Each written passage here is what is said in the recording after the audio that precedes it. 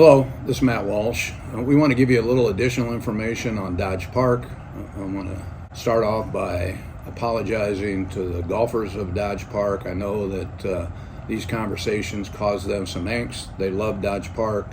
It's their favorite golf course. Change is hard, but in this case, we believe change is necessary. Council Bluffs is suffering through a housing shortage. The most recent census data tells us that there's 1.7% rental housing vacancy. That same data says that anything below 8% contributes to homelessness. The reason for that is a simple supply and demand equation. If there's more demand than there is supply, landlords can increase their rents and expect to get that higher rent, but it forces people out of the rental market. I'd spoken to an elderly lady the other day in her 90s who, in just the last 2 years, her rent on the same apartment's gone from $890 to $1,283. And so we need to slow down that increase in rents so that people can afford them. That same Census Bureau data says that there is 0.06% owner-occupied vacancy. We're all seeing that with higher assessed values, with increased pricing in homes. Again, by producing more housing inventory, we can slow down that climb. We think the Dodge Park has the best chance of doing that. Its proximity to the improvements along the riverfront, its location, easy access to both downtown Council Bluffs and downtown Omaha makes it attractive. We've included a slide deck of some information, presentations that we've been giving around the community, and I know not all of you have been to those presentations, so we thought we'd record it and put it online so that you can see it as well. Thank you, have a good day, and we appreciate your understanding. Exploring a concept to develop Dodge Riverside. Our mission is to continuously improve the quality of life and attractiveness of the city of Council Bluffs. Where is Council Bluffs? We like to remind our residents and people from Omaha that Council Bluffs is part of a much larger and interconnected metro rather than a town of 63,000 people floating alone on the Great Plains. The Omaha Council Bluffs Metropolitan Statistical Area is officially over 1 million people. We have opportunities and challenges of a much larger city. Furthermore, Council Bluffs is critically connected to the metro region. We have a workforce of over 31,000 people. Over 21,000 people come into our city limits to work every day, over 19,000 of our residents leave city limits to work every day, and less than 12,000 of our residents live and work in city limits. Where does the Council Bluffs workforce live? 12,962 live in Pottawatomie and Mills counties. 12,971 live somewhere in Nebraska. The remainder of our workforce lives in other Iowa counties or other states. How many of the nearly 13,000 Nebraskans that work in Council Bluffs would prefer to live here? How many residents are we turning away due to unavailable housing choices? Over 19,000 people out of our 31,000 workforce have a commute of less than 10 miles. As you can see in the charts, there is a strong pull of commuters into Council Bluffs from the west and southwest, which would be mostly from Nebraska. This is a population pyramid. It divides the population into 5-year age cohorts vertically, with young children at the bottom and older adults at the top. Males are divided to the left and females are divided to the right. This population pyramid shows Douglas County, Nebraska. Notice the larger groups of child-bearing age cohorts of 25 to 39-year-olds. There is a corresponding echo bulge of children below. This is what you would expect to see. This population pyramid shows Sarpy County, Nebraska. Again, notice the larger groups of child-bearing age cohorts of 25 to 39-year-olds. There is a corresponding echo bulge of children below. This is what you would expect to see. This population pyramid shows Council Bluffs. Notice the indentations for the child-bearing age cohorts. There is a corresponding indentation for children below. This is what you would expect to see when there is a smaller group in the child-bearing age cohorts. The question we have and cannot answer is, why does the population pyramid of Council Bluffs look so different from Douglas and Sarpy counties? Are younger people and young families somehow deterred from living in Council Bluffs due to housing choices? Now we'll look at some cities across Iowa. Here, we are looking at suburban types of cities like Ankeny, Waukee, and Urbandale. They have pronounced bulges at the child-bearing age cohorts and at the child-aged cohorts. This is much more pronounced than Douglas or Sarpy counties.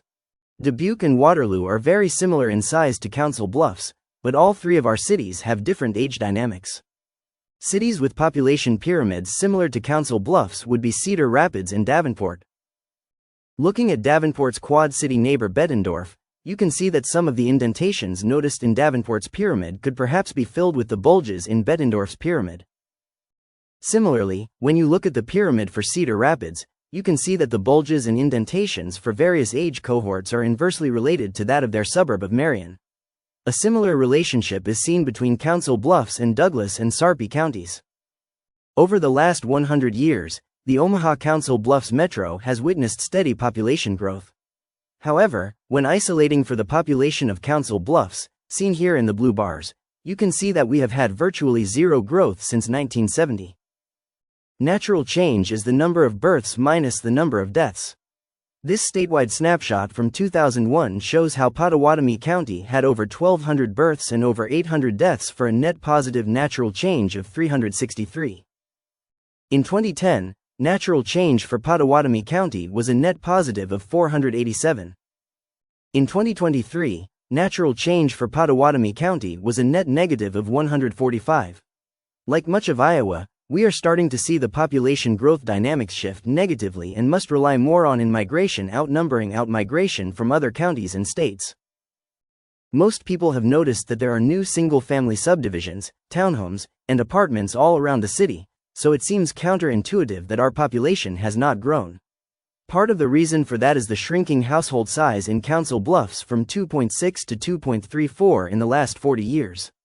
This is due to more single-person households, fewer family households, and smaller families in general. In other words, we have more housing units for the same number of people that we had over 40 years ago. There are a lot of big things happening across the metro that indicate we are positioned for growth. Continued reinvestment at Offutt Air Force Base. The new headquarters for the Mutual of Omaha. Major improvements to Epley Airfield.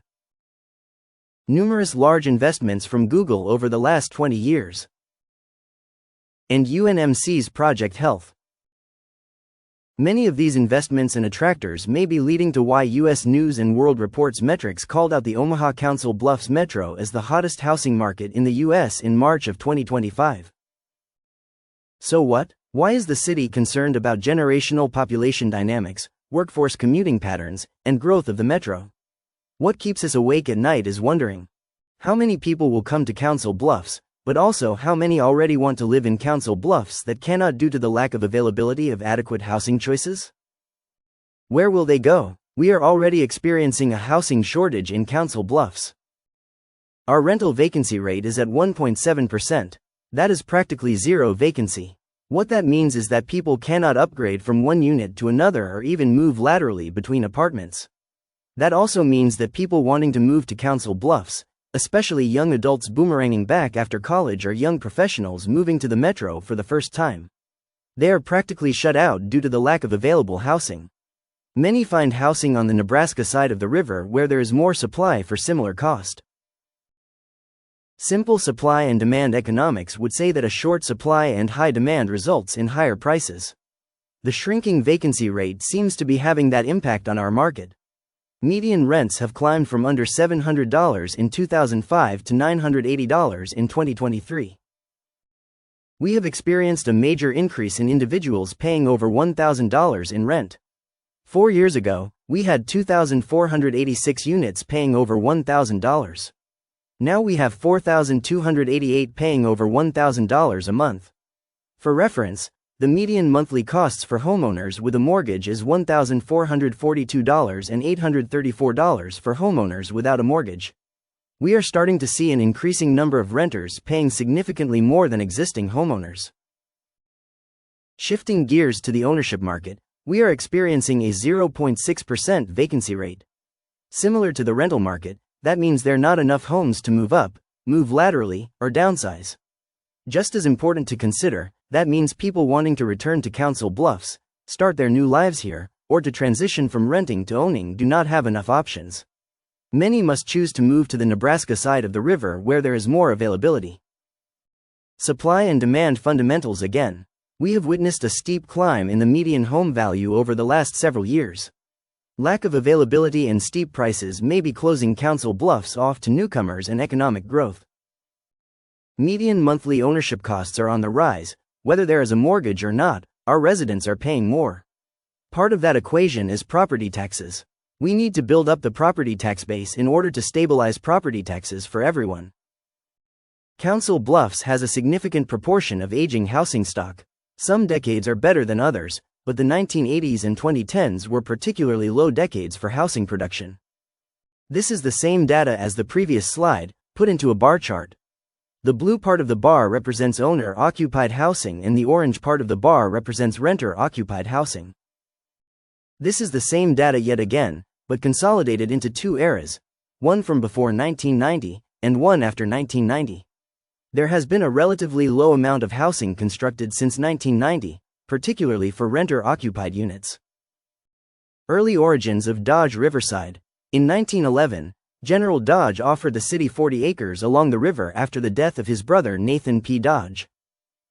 The 40 acres of donated land consisted of a 400-foot wide strip along the river between the UP Bridge in the south and the Old Douglas Street, later Aksar Ben, Bridge in the north.